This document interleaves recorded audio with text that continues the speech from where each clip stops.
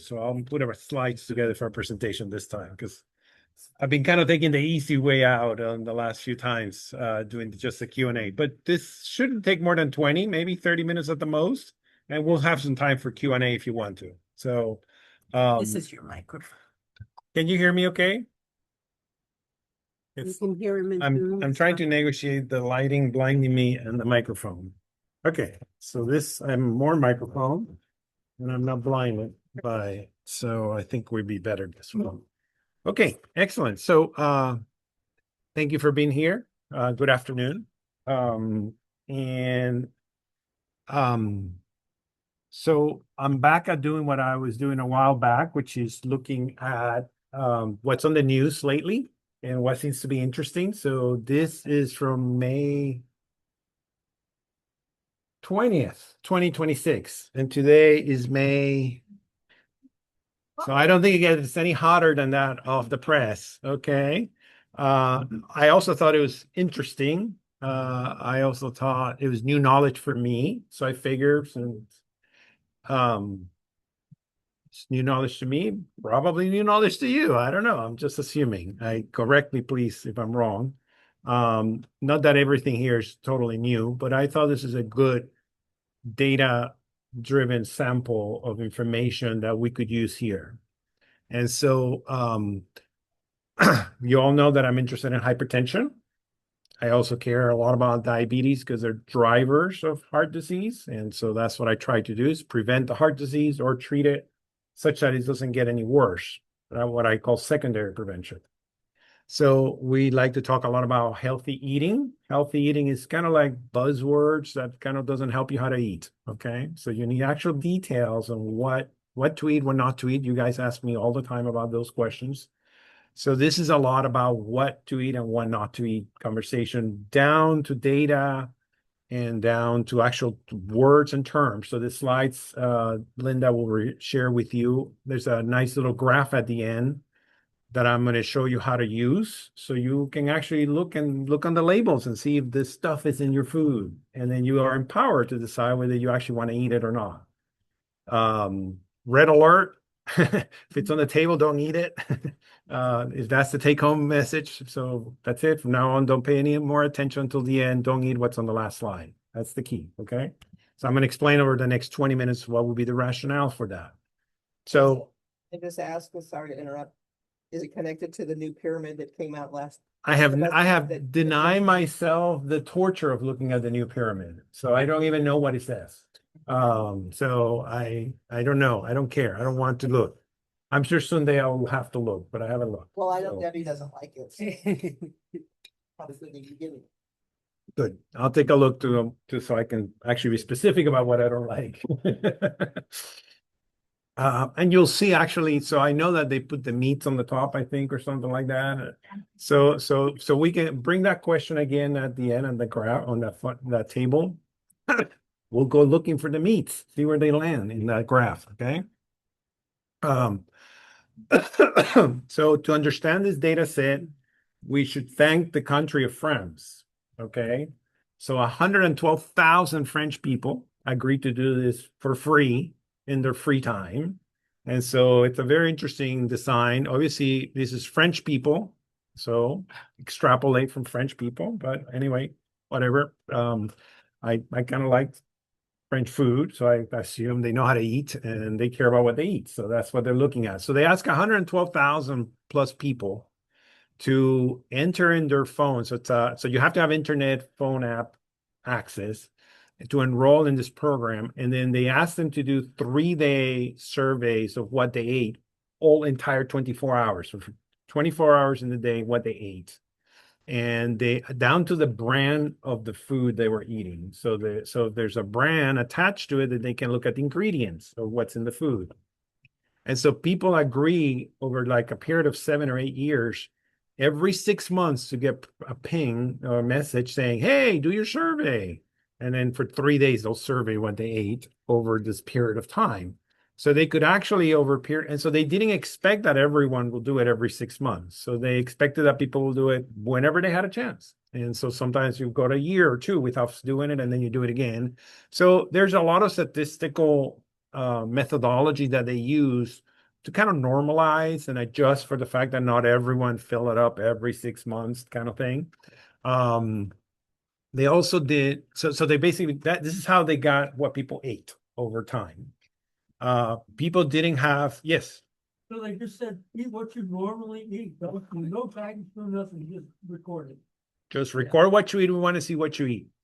Then they ask people, obviously, at the beginning when they enroll, do you have high blood pressure? Do you have heart attacks? Do you have strokes? So they basically establish that you don't have these diseases when you started entering. And then they look over the next 8 years to see how many of them got high blood pressure and how many of them got heart attacks and strokes. Today, I'm going to show you the blood pressure data and the heart attack data. There in the paper, there's stuff about stroke and a couple of other things. But that's what I'm going to show you today. And so what they wanted to do was they wanted to focus on the preservatives in the food. So they weren't really interested in what the food was, but the only way they get to the preservative by asking you what you ate.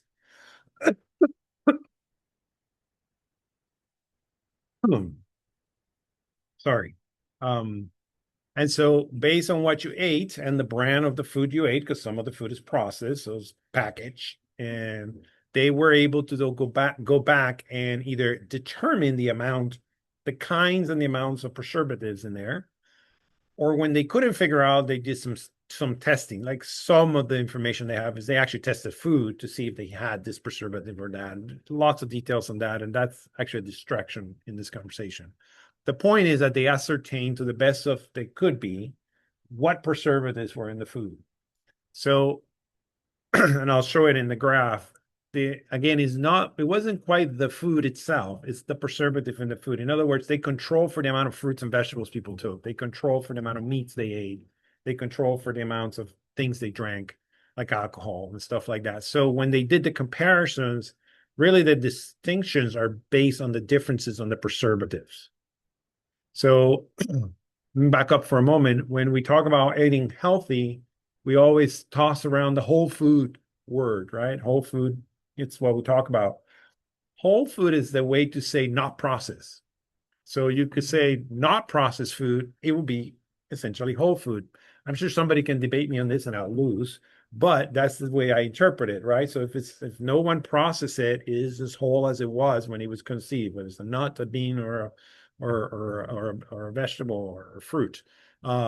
If you start slicing, dicing it, putting chemicals in a bag to preserve it so it doesn't go bad outside of the refrigerator and this and that, you start putting chemicals in there, that's processing. So it's still a fruit. It could even still be a whole peach or a whole apple, but it has been processed. And so, and that's the point here. Once you start processing it, you start losing the value of the whole food. So again, whole food really tries to say not processed, but you could conceive food that is still whole, but it's been processed, right? So key here to focus is the processing and the chemicals that go in there. That's what the question is. Do consuming a lot of those chemicals lead to hypertension? That's the question they're going to try to answer, and or heart disease. So eating foods that contain common preservative foods additive may increase the risk of high blood pressure or cardiovascular disease. That's the hypothesis. They say, we think it does. Now, the question is, when you test it, does the data support what you think it does? That's how we do this. So this is the title of the paper. It's published in the European Heart Journal. It's a good journal. Again, it's a French study done by Institute of French something. I think I have a title somewhere in there for them. Maybe not. How do I go back?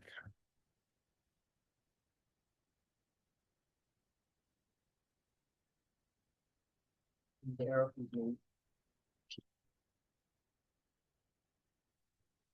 you go. Thank you. And what else I want to say here? This got published in, I think it was in April. The paper came in April. The article in the news came just yesterday. So what's the key question that they wanted to study?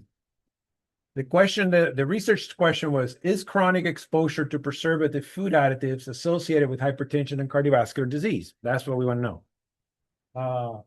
the finding, this is the punchline to the whole thing, and then I'll break it down.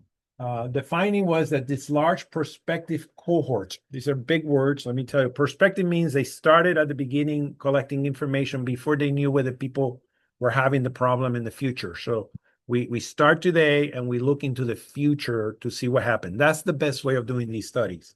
Rather than look today and see what happened to people 10 years ago, that's retrospective. This is a prospective. So when people started, they don't have the disease yet. And then we look and see how many people get them in the future. And then reveal multiple positive associations between exposure of the food additives and the higher incidence of hypertension. That means the more preservative you got, the more hypertension you got. That's what it means by positive. Both of them went in the same direction. And also cardiovascular disease, including cerebrovascular, which is stroke, coronary heart disease, which is heart attacks. And they adjusted for a bunch of the what we call the confounders, the things that could explain what you see, that is not what you think it is. That's what confounders are. I'll show you the list of what they did.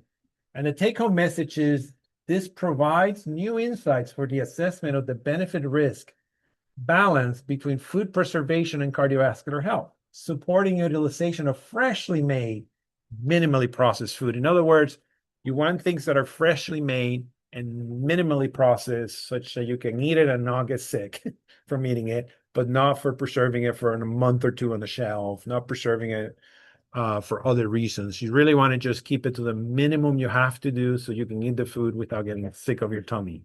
That's essentially the bottom line to this. And we're going to try to prove that to you. Now, remember, well, not remember, but you may want to know that the ideal studies in medicine are the studies where we randomize people to different treatment arms or different activities. This is not a randomized trial, so it is limited by that. The second best study is these prospective cohorts, where you have very large numbers of people, and 112,000 people is a very large number of people, because that dilutes out all the biases that could easily sneak in when you use these cohort studies. So there are limitations to the study, but when you look at the quality of it being this large prospective cohort, it's pretty good. It's as close as we get as good enough. Now, again, French from 2009 to 2024, 112,395 people. They look at the exposure was the time of the additives through repeated 24-hour dietary records. So every 6 months, they prompt people, can you do for 3 days the 24-hour records? And then they collected that information over time for people. And then they asked the question, did you get high blood pressure? Did you get the heart attack? The outcome was they have 5,000 of these 112,000 people, 5,000 of them develop hypertension. That's a big chunk of people. 2,400 of them had a cardiovascular event, which included 1,142 strokes and 1,300 heart attacks. Not small. Okay, this is a large enough signal such that when they do their statistics, they have a trustworthy result. And then they look at these multiple variables that could, so the multiple variable analysis, which I get big words, fancy words, is what I call the spoilers. They're the ones that you think you got something really good, but if you don't control for these things, they may actually be the ones that spoil your story, right? Because they're the ones, okay, well, we can explain that because they like to put, their shoes backwards. And if you didn't control for putting your shoes backwards, you would have never known that that's the real reason why this is the way it is. So you got to make sure you control for enough of these things such that you don't miss obvious things that explain the alternative. So age, so these are the things they control for: age, sex, height, BMI, physical activity, smoking, never, former, current, number of smoked cigarettes per year, educational level at high school, degree, less than 3 years of high school degree, greater than 3 years of high school. So they broke it down to see the education. family history of cardiometabolic disorders like hypertension, number of dietary records, so how many times they did it. And then I highlighted these in pink. And this is kind of the explanation of they really wanted to make sure it's not about the actual food, it's about the preservative in the food. They controlled for the amount of drinks you had, the energy drinks you had. They control for the amount of alcohol you have, the amount of saturated fats that you were in your diet, the amount of sodium in your diet, the dietary fiber, the fruits and vegetables, the dairy that you drank, and the red and processed meats. So what that controlling for these means that these are probably not the explanation of the result because we control for it. That's what mean controlling for it. So we could probably think of other things, but this is a very good list of things that could have explained why people got the hypertension, but why controlling for them, you're basically saying they're not spoilers. They're not spoiling my story here. My story is going to hold up after we control for these. And so this is again, large study, large amount, a reasonable amount of outcomes to me to have a good statistics and a good number of things they control for, meaning control the spoilers. And this is the punchline. So this is what they got. So I get rid of that. Okay, got rid of it.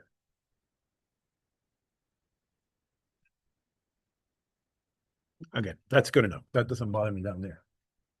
So they found that there were 8. There were over 50 preservatives they looked at. I don't remember the actual number, but there were 8 of them that were clearly associated with having higher blood pressure. So if these preservatives are in your food, you are 25 to 27% more likely to develop hypertension in the next 7 years. That's the bottom line to this. So the way they did it is they look at the quantity of the quantity of the preservative, and they broke down that list of quantity of people. So each person got assigned a quantity because they have the food records. They can say you ate so many preservatives based on your food records, and then they rank people by the highest to the lowest consumption of preservatives. And then when they have that it's called a distribution or the list, they break it down into 3 parts: the people with the least, the people with the most, and the people in the middle. Okay. So the people with the least are these, they're the one at the one group. These are the people with the most, the ones that eat the most preservatives. And then this is the people in the middle. So it's kind of like a dose response. A little bit, some, and a lot. Okay. So this group got, okay, so 39,000 people fed in here, 39,000 fed in here, and 37,000. So they tried to break it kind of somewhat evenly across the groups.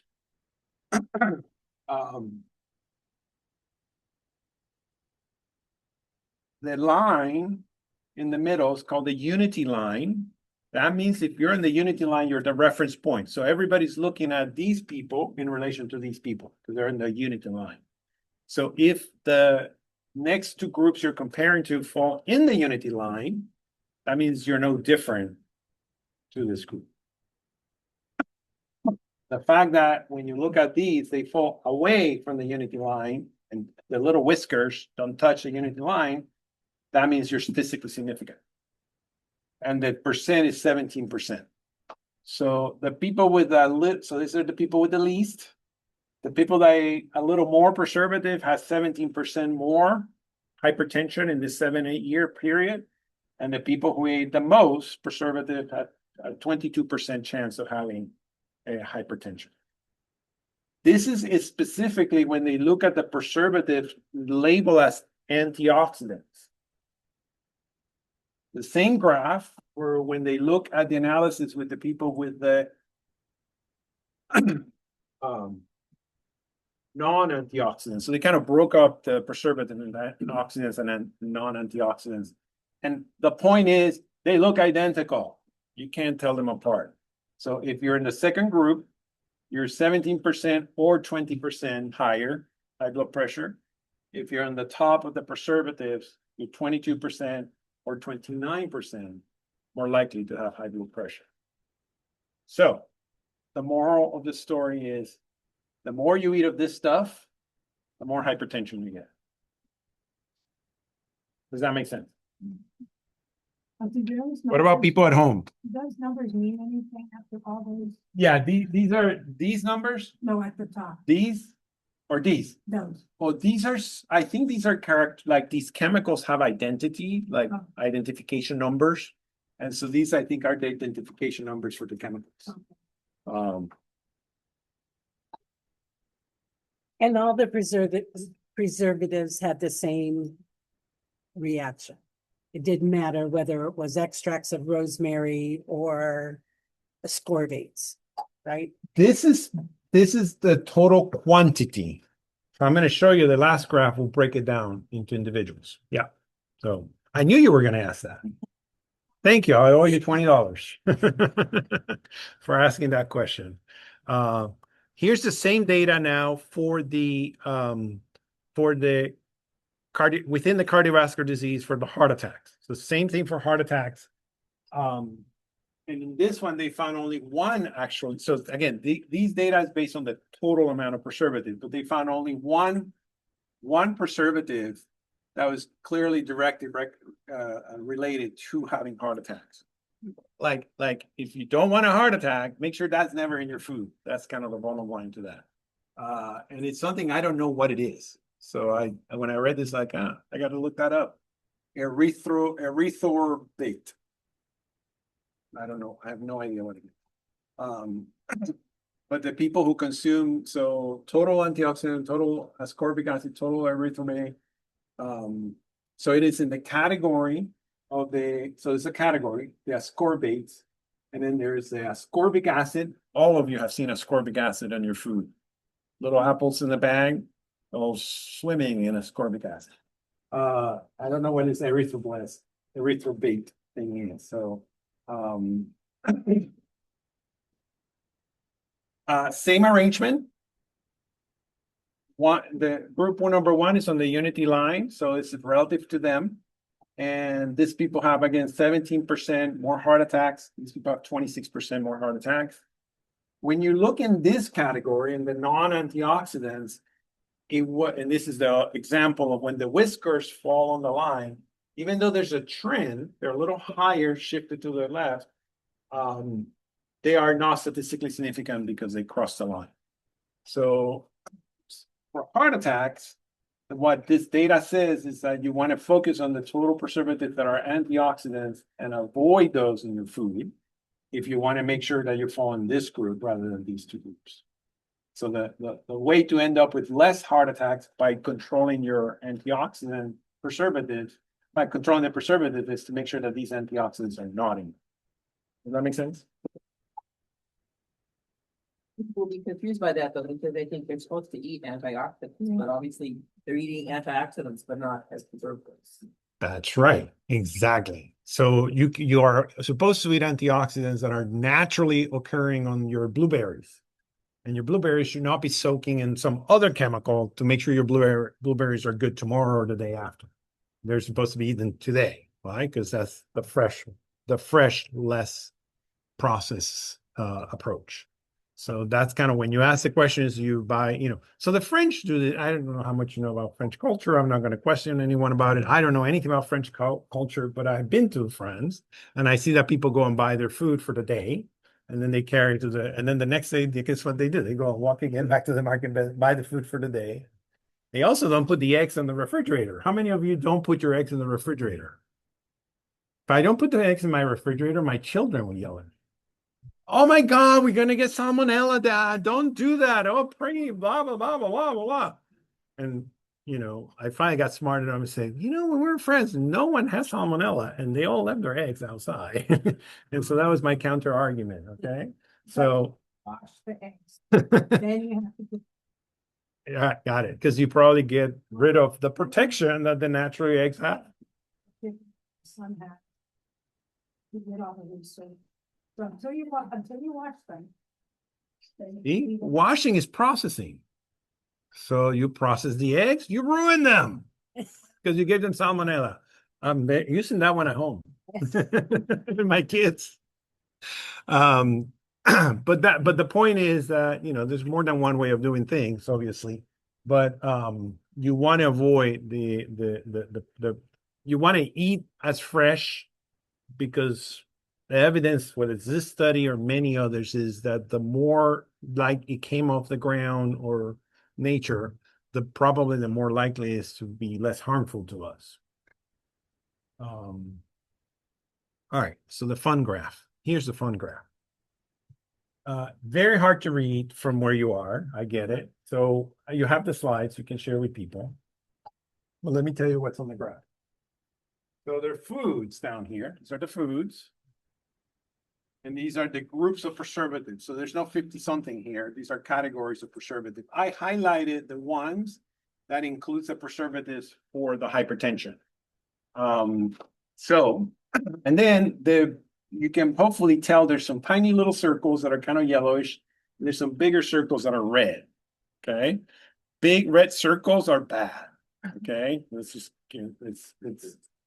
a large amount of contribute. This is the contribution of that preservative to the badness here for the hypertension. Okay. So contribution of food groups to preservative food additive intakes.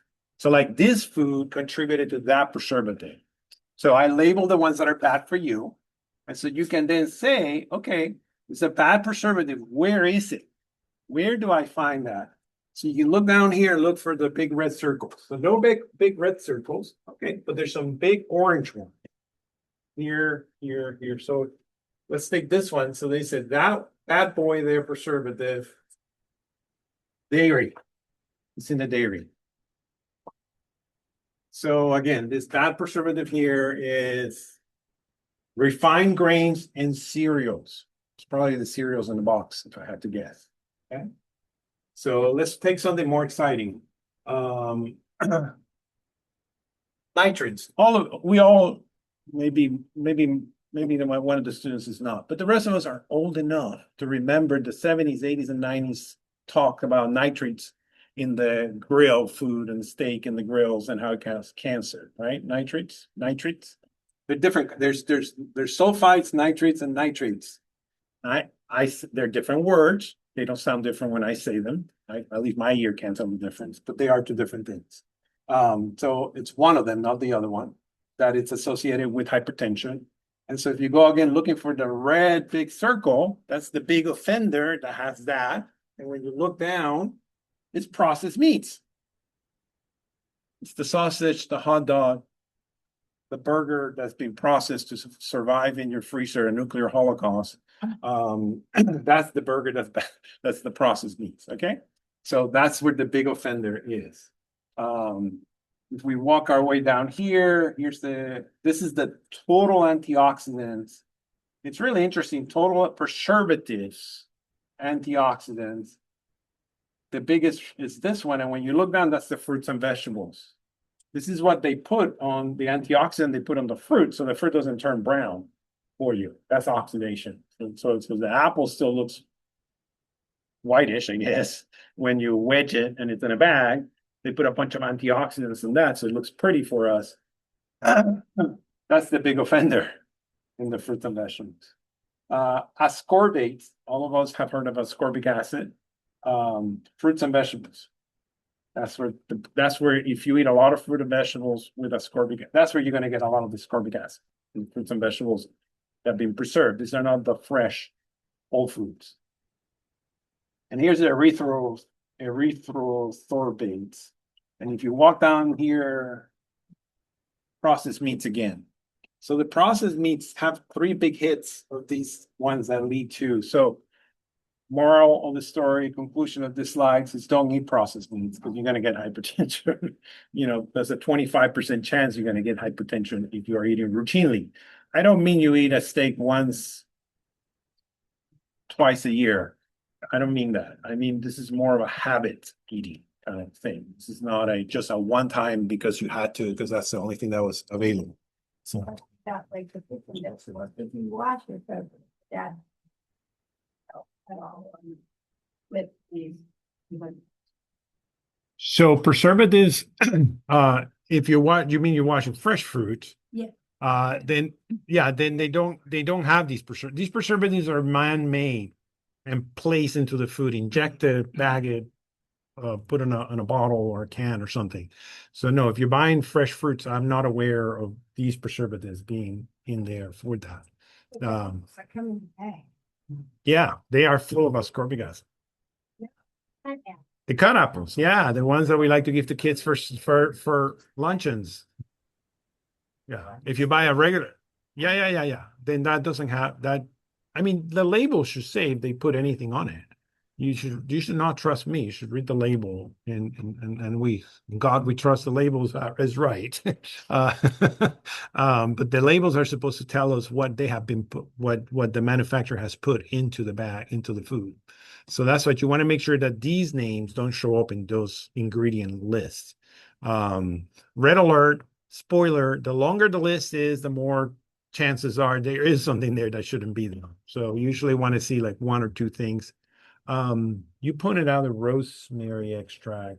Um, there are other things, there are other things that they're chemicals, but then they are putting, they're kind of trying to make it sound like it came from a whole food as a preservative.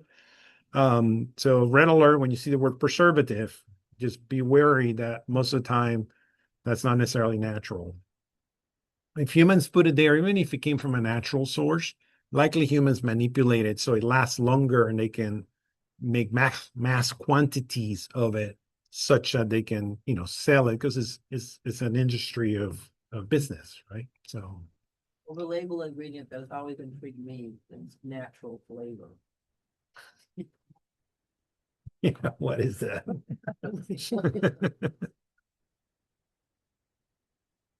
Yeah, the one we know the least, right? Yeah. So okay. Well, that's my contribution to today's knowledge is, be wary of your preservatives. You can, if you want to literally get down to the name of the chemicals, you'll have the reference in the table to look at it. And you can look your favorite food and see whether they're big contributors to preservative. Yes, sir. In France, aren't these sort of things more stringent and regulated as well? Another The word, question. particularly for us is, part of the same thing applied, but to a greater degree. So the question is whether in France things are more regulated about these things and they may be more stringent. Is that Yeah. the question? So I don't know much about how regulated. I know that as a culture, they tend to like to eat more whole food and fresh foods than we do. We depend a lot more on the grocery store and the shelvings in the grocery store as a culture. But I think it applies like for some of the dyes and stuff. Yeah, no, that's a great question. I don't know the comparison of regulations of the dyes and or other preservatives. Um, I would imagine that we we the United States, meaning we, are in some ways could be a potential a little more relaxed about permitting some things, especially if your food comes from a big company that has the leverage of it. Um, and but and I'm faulty for this as well. We eat anything that they put on a pretty box, with a good color wrapper and a nice picture of whatever. It just really, I just get amazed about, and you can see it on kids. The crazier the wrapper is, they'll eat it. And it's like, what is it? It's petroleum. I don't know. It's whatever.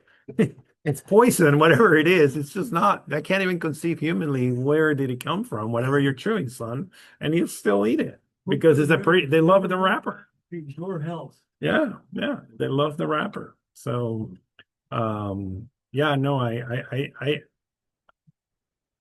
I point out to the children because if we think from from a global perspective and a longevity perspective, not longevity of us as individual, but longevity of Earth as a planet, we need to make sure the children are getting this message. Because trusting on sorry for this bias statement I'm going to make, but we, the older people, trusting us on this one, we're not going to teach our children how to eat much better. And so we're probably setting them up for more disease in the future. And so we gonna I'm starting, this is, and I think I said this the last time, this is why I'm starting to do some undergraduate college teaching now as a cardiologist, which my chair still asks me, why are you doing that again? The reason is because I mean, I can help individuals in my clinic, but if I wanted to help groups, large groups of people, I think we need to go back to the younger people and try to get them to understand that sustaining a healthy living so you can enjoy the planet should be about, eating healthier, no preservatives, blah, blah, blah, blah. I mean, I think we need to figure out how to teach, which is not easy. They don't learn easily from us. So we have to figure out how to teach them what ultimately will be better for them as individuals and for the planet as an entity. So Destroy their cell phones. yeah.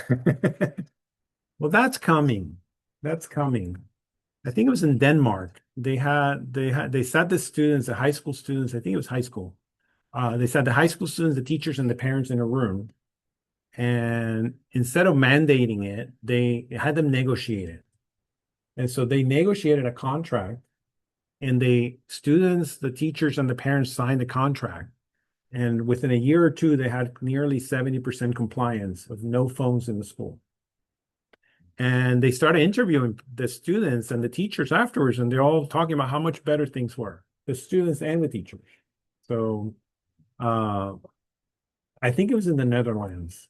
Yeah. So I think we're starting to catch up. So Steve Jobs, hope you're in heaven like everyone else, but Steve Jobs ruined it for all of us, right? You all know who Steve Jobs is, right? So he ruined it for all of us. We're in the pit from what Steve Jobs innovated and developed. But I'm hopeful that we're going to climb out of the pit. Yeah. So I think students are starting to recognize there's a lot of mental health issues among them and stuff. But they're starting as individuals, they're starting to recognize that maybe there's a better way than being like that. So the next pit. This is what my wife said, Javier, stop talking.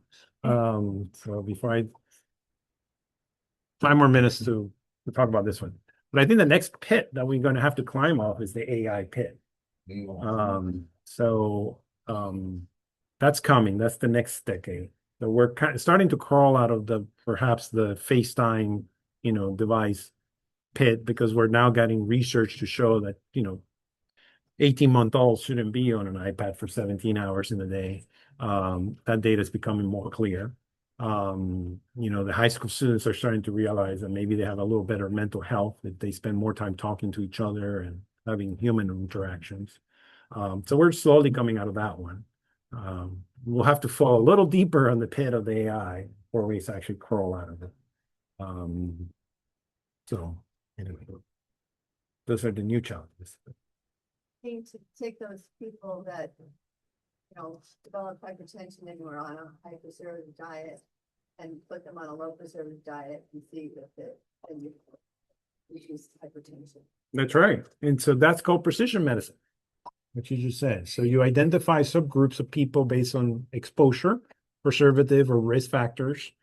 And then if you have certain exposures or certain risk factors, you do something for them specifically. So you wouldn't ask the people who already eat no preservative to eat less preservative, because what are you going to get from that? Not very much. You would pick the people who actually eat a lot of preservatives, and exactly what Sharon just said. So that would be that would be a perfect precision medicine type of intervention study, where you select this data helps to determine who you would target. So the way we will do this, now that we're doing this, but the way we'll do this is we'll prepare a mathematical equation to find these people. So if I took the next 100 people that walked in the door at UC Davis, I would want to figure out who this 1/3 is. And only the 30 that will be in this group are recruited for the study, where the intervention is to feed them the food that these people ate. So you would ask, because they don't eat like these people. So we would ask these people to start eating like this. We randomize them. Half of the people that eat this way will be asked to eat the same way, keep eating the same way. And the other half gets asked to eat this way. And then see whether in a year or two they develop hypertension. That would be how the study would be done. So, yeah, that would be a precision nutrition intervention study. So that's how these prospective studies help us as scientists to do that, to prepare for the next study, which will be the intervention study. That could then hopefully secure the ultimate understanding that if you make so one part is don't start if you're eating this way, don't start eating more preservative. That's one lesson from this. But the other one is, if you're already eating that way, what's the value of switching? And so then if we have that data, then we can say to people, look, this is what you're going to gain if you switch. And that's the data we usually use to tell people to do something different than what they usually do. I have a question. Yes. Since this is on hypertension and you have this gigantic database, wouldn't it be interesting to look at salt as one of the constituents? It is. They That did. interacts? They did. And they control for it. Sodium. It's right there. So sodium was not the spoiler of this. So the comparison, the difference on the preservatives was above and beyond any variations in the sodium. So some of these preservatives are actually converted into a sodium. Yeah, a lot of them are sodium this, sodium that, sodium the other. Yeah. Yeah, that is true. Yeah. That erythromycin. Yeah. And so that's what they mean. They did the calculations to quantitate the amount of sodium that was in the individual's diet and control for that as a variable in the analysis. So they control for that quantity of sodium. So yeah, that's the value that they did. This is not trivial. This is not a trivial analysis. And that's why it's so important, is because it's very telling how the other things that usually we claim are this is the driver of hypertension, the sodium. It's all in the sodium. You see I have a slide at the end of one of my talks that says, is the sodium stupid? Well, I'm going to have to update it now. It's the sodium plus a preservative, stupid. So this is the new data to add to that. Yes. I think it's probably true for sodium as far as sugar, but one of the tactics that they use in labeling is, instead of saying, sugar up here, we break it down into all the different types of sugar, so that when it comes down to the amount of sugar, they tend to mask it. Yeah. So you don't really know how much you're getting from sodium. Yeah, I've always found that very interesting how they break down things so much, when we all know, anyone who knows anything about educating people know that the more you break down things, the less people learn. So anyone who actually knows anything about education, you don't expect people to remember 17 things when they walk away from a presentation. You want them to remember one or two, the high level important ones. You provide them with the information for the more details, such that a few people can follow that through and be interested or do more research about it, whatever. But you want to keep the message at an actionable level, so sugars, but instead we break it down into the many components that no one knows what to do with. We get overwhelmed. We as humans get overwhelmed with those long lists. Label, and it says this food item has 120 milligrams of sodium. Is some of that sodium coming from the preservative? They analyze the food that well enough to know that that's what's happening? I don't know that. I don't know. That's a good question. I don't know that. I wonder what Debbie thinks about that. We should ask Debbie and see what she thinks. We may have to look that up. Yeah. Moreover, it may not be clear. They may not want that clarity. So they may say, oh, no, it's just, sodium, we think of sodium as sodium chloride, which is table salt. So maybe the way they quantitate it is just the element of sodium chloride, which means it's even higher than what we think it is. Because if the preservatives are sodium this and sodium that on top of sodium chloride, yeah. So. Well, and then when you buy a bag of processed apples that has ascorbic acid in it, is the food label gonna be reflecting that preservative? I don't, that's. Yeah, I don't, that'd be very interesting to see whether the label on like Apple, I'm picking on the Apple, sorry, Mr. Apple. But I'm picking on the apples because we all have probably seen the ascorbic acid there. It probably doesn't have sodium in it. It probably says no sodium, if I had to guess. But it would be really interesting. We can all go and do that homework at the grocery store next time we go. You pick a bag of preserved apples and ascorbic acid, do they have a sodium amount? Yes. I've noticed that there's like salt substitutes. Sodium substitutes, including potassium chloride. Anything about that is. Yeah, so potassium chloride is interesting. Potassium chloride is actually promoted by the American Heart Association as a alternative flavored salt that you can use that reduces blood pressure. There's a couple of tricks in there, a couple of trouble in there is that requires you for you to have a normal kidney function. So if you have normal kidney function, and not everyone knows when they don't have normal kidney function, that's the trick here. But if you have completely normal kidney function and you add potassium to your diet, the body has normal mechanisms to get rid of that sodium. I mean that potassium when it's too much on your diet. And in that process, it promotes you to have a little bit of what we call diuresis or remove some fluid from your body and counter some of the effect of the sodium. The sodium does the complete opposite. When you take sodium, it tends to retain the fluid, which it's one of the ways that it promotes high blood pressure. But potassium salts, when you use them, they promote for your kidney to clear some of that fluid, and it can actually help reduce.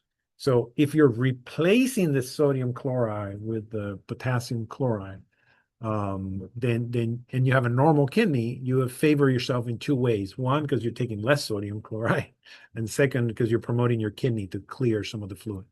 So, yeah. The key is that knowing, so a lot of people take medicines that already promote potassium retention in the body. So if you on top of that eat a lot of potassium, you actually can drive your potassium to very high levels that could be dangerous, risky. This is why in the clinic we check a lot of blood tests, like, oh, change the medicine.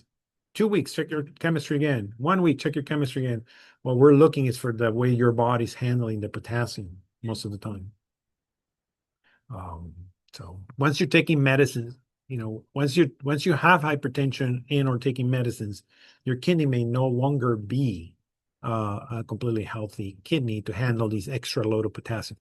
But as a healthy population that doesn't have hypertension yet, favoring using potassium salts over sodium salts will be a good thing. Okay. All right. You're welcome. Thank you. Sorry about being a few minutes late, but I think it worked out well. How about your Spanish class? My Spanish class is muy bien. Muy bien. No, that we're good. Anybody here speak Spanish? I'm looking for judges.